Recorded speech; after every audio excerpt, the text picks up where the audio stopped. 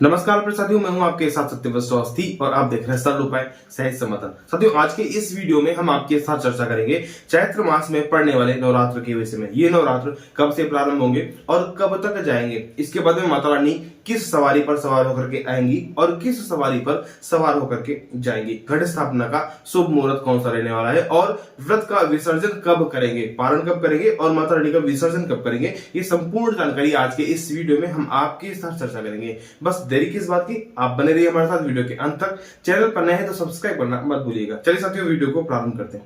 देखिए साथियों, ये जो चैत्र मास के नवरात्र होते हैं, ये चैत्र मास की शुक्ल पक्ष की प्रतिपदा तिथि से प्रारंभ होते हैं। नवमी को व्रत का पारण कर लिया जाता है और उसके बाद में दसवीं तिथि को माता रानी का विसर्जन कर दिया जाता है। तो ये चैत्र मास के नवरात्र होते हैं, ये वासंती नवरात्र के नाम से जाने जाते हैं। प्रमुख रूप से एक वर्ष में 2 प्राकट्य नवरात्र होते हैं और इसके अलावा कुछ गुप्त नवरात्र भी होते हैं। यदि आप जानना चाहते हैं कि एक वर्ष में कितने नवरात्र होते हैं, तो हमने इसके विषय पे एक वीडियो आपको दे रखा है। आप चाहे तो वीडियो जाकर के देख सकते हैं, लिंक आपको डिस्क्रिप्शन में दे देंगे। लेकिन उसके पहले ये वीडियो आप देख लीजिए, आपके लिए बहुत ही महत्वपूर्ण होने वाला है। तो देखिए साथियों, ये जो नवरात्र होते हैं, ये वसंती नवरात्र के नाम से जाने जाते हैं। और देखिए साथियों, ये जो चैत्र मास के नवरात्र होते हैं, इसी से हिंदू नववर्ष का प्रारंभ होता है। यानी कि इस वर्ष संवत 2080 समाप्त हो जाएगा और 81 9 संवत्सर लग जाएगा। तो नए वर्ष का प्रारंभ जो होता है हिंदू नववर्ष का, वो भी चैत्र मास के नवरात्र से ही होता है। अब आइए समझ लेते हैं कि ये नवरात्र कब से प्रारंभ हो रहे हैं। तो देखिए साथियों, जैसा कि हमने आपको बताया कि चैत्र मास का जो नवरात्र होता है,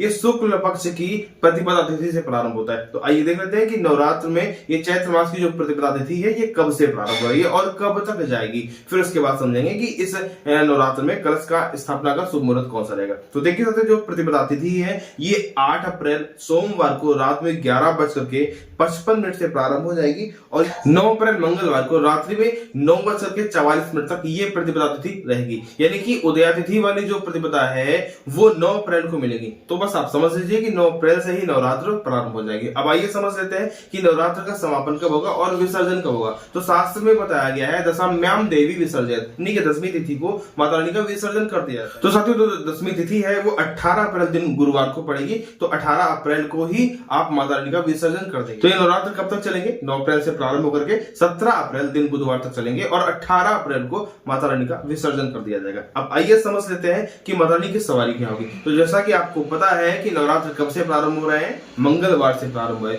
और मंगलवार से जब भी नवरात्र प्रारंभ होते हैं तो बताया गया शशि सूर्य गजारूढ़ा शनि भौमस तुरंग में, शनि भौमस तुरंग में। यदि नवरात्र शनिवार और मंगलवार से प्रारंभ होते हैं तो माता रानी किस सवारी पर सवार होकर के आती है? भौमस तुरंग में। तुरंग मतलब क्या होता है? घोड़े पर सवार होकर के आती है। तो इस वर्ष माता रानी घोड़े पर सवार होकर के आएंगी। और विसर्जन कब हो रहा है? क्योंकि विसर्जन बृहस्पतिवार को हो रहा है। तो जब भी विसर्जन बृहस्पतिवार को होता है, यानी कि 10वीं तिथि बृहस्पतिवार को पड़ती है, तो माता रानी नर पर सवार होकर के जाती है। तो इस वर्ष माता रानी घोड़े पर सवार होकर के आएंगी और नर पर सवार होकर के जाएंगी। तो ये रही माता रानी की सवारी की बात। अब आइए समझ लेते हैं कि घट स्थापना का शुभ मुहूर्त कौन सा रहने वाला है। तो देखिए साथियों, जैसा कि शास्त्र में बताया गया, प्रातरावाहे देवी प्रातरैव विसर्जन, यानी कि माता रानी का आवाहन जो होता है वो प्रातःकाल ही करना चाहिए और विसर्जन भी प्रातःकाल ही करना चाहिए। तो आइए देख लेते हैं घट स्थापना का शुभ मुहूर्त कौन सा रहने वाला है। तो देखिए साथियों, जो स्थापना का शुभ मुहूर्त है वो प्रातःकालीन वाला जो है वो प्रातः 7:35 से प्रारंभ होकर के